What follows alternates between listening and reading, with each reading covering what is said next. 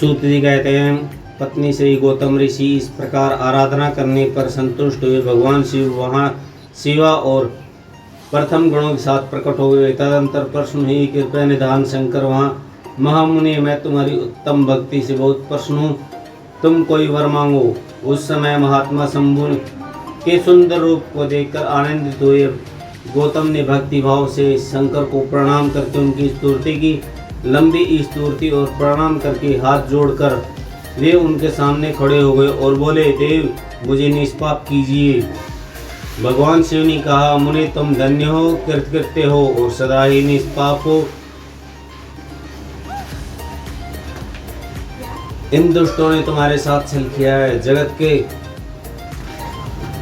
लोग तुम्हारे दर्शन से पाप रहित हो जाते हैं, फिर सदा मेरी भक्ति में तत्पर रहने वाले तुम क्या पापी हो। मुनि जिन दुरात्माओं ने तुम पर अत्याचार किया है वे ही पापी, दुराचार और हत्यारे हैं। उनके दर्शन से दूसरे लोग पापिष्ठ हो जाएंगे। वे सब के सब कृतघ्न हैं, उनका कभी उद्धार नहीं हो सकता। महादेव जी की यह बात सुनकर महर्षि गौतम मुनि मन बड़े विस्मित हुए। उन्होंने भक्ति भाव पूर्वक शिव को प्रणाम करके हाथ जोड़कर पुनः इस प्रकार कहा। गौतम बोले, महेश्वर उन ऋषियों ने तो मेरी बहुत बड़ा उपकार किया। यदि उन्होंने यह बर्ताव नहीं किया होता तो मुझे आपका दर्शन कैसे होता। धन्य है वे ऋषि जिन्होंने मेरे लिए परम कल्याणकारी कार्य किया है। उनके इस दुराचार से ही मेरा महान स्वार्थ सिद्ध हुआ है। गौतम जी की यह बात सुनकर महेश्वर बड़े प्रसन्न हुए। उन्होंने गौतम को कृपया दृष्टि से देखकर उन्हें शीघ्र ही उत्तर दिया। शिव जी बोले, विप्रवर तुम धन्य हो, सभी ऋषियों में श्रेष्ठ हो, मैं तुम पर बहुत प्रसन्न हूँ। ऐसा जानकर तुम मुझे उत्तम वर मांगो। गौतम बोले, नाथ आप सच कहते हैं, तथापि 5 आदमियों ने जो कुछ कह दिया यह कर दिया वह अन्यथा नहीं हो सकता। अतः जो हो गया सो हो गया है। देवेश्वर यदि आप प्रसन्न है तो मुझे गंगा प्रदान कीजिए और ऐसा करके लोक का महान उपकार कीजिए।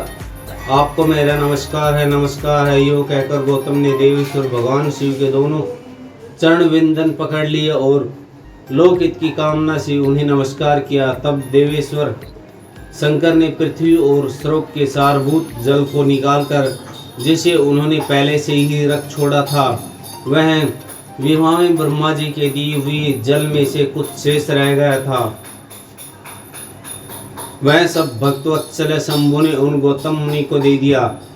उस समय गंगा जी का जल परम सुंदर स्त्री का रूप धारण करके वहाँ खड़ा हुआ।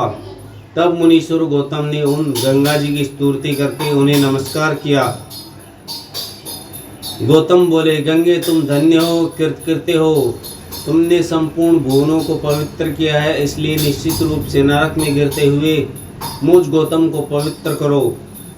तदंतर शिव जी ने गंगा जी से कहा, देवी तुम मुनि को पवित्र करो और तुरंत वापस न जाकर वैश्वत मुनि के 28वें कलयुग तक यहीं रहो। गंगा जी ने कहा, महेश्वर यदि आप मेरे महात्म्य सब नदियों से अधिक है और अंबिका तथा गणों के साथ आप भी यहाँ रहें, तभी मैं इस धरातल पर रहूंगी। गंगा जी की यह बात सुनकर शिव बोले, गंगे तुम धन्य हो, मेरी बात सुनो, मैं तुमसे अलग नहीं हूँ, तथापि मैं तुम्हारे कथनानुसार यहाँ स्थित रहूँगा। तुम भी स्थित हो। अपने स्वामी परमेश्वर शिव की यह बात सुनकर गंगा ने मन ही मन प्रसन्न हो उनकी भूरी भूरी प्रशंसा की। इसी समय देवता, प्राचीन ऋषि, अनेक उत्तम तीर्थ और नाना प्रकार के क्षेत्र वहां पहुंचे।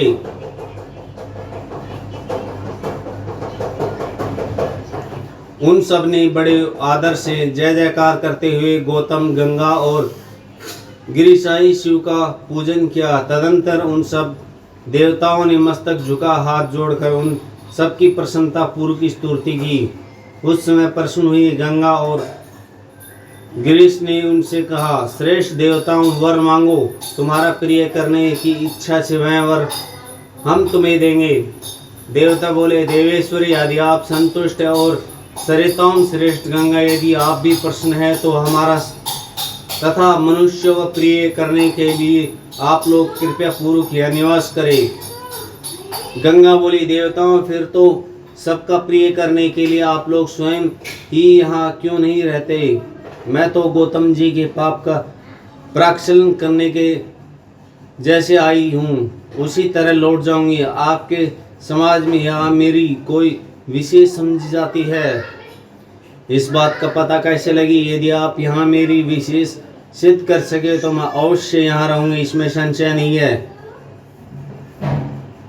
सब देवताओं ने कहा, श्रीताम श्रेष्ठ गंगे, सबके परम हृदय बृहस्पति जब सिंह राशि पर स्थित होंगे तब हम सब लोग यहाँ आया करेंगे, इसमें संशय नहीं है।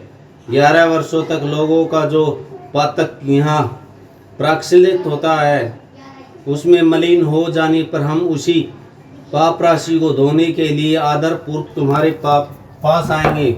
हमने यह सर्वथा सच्ची बात कही है। श्री द्वारे महादेवी, अतः तुमको और भगवान शंकर को समस्त लोकों पर अनुग्रह तथा हमारा प्रिय करने के लिए यहाँ नित्य निवास करना चाहिए। गुरु जब तक सिंह राशि पर रहेंगे तभी तक हम यहाँ निवास करेंगे। उस समय तुम्हारे जल में त्रिकाल स्नान और भगवान शंकर का दर्शन करने के हम शुद्ध होंगे, फिर तुम्हारी आज्ञा लेकर अपने स्थान को लौट जाएंगे।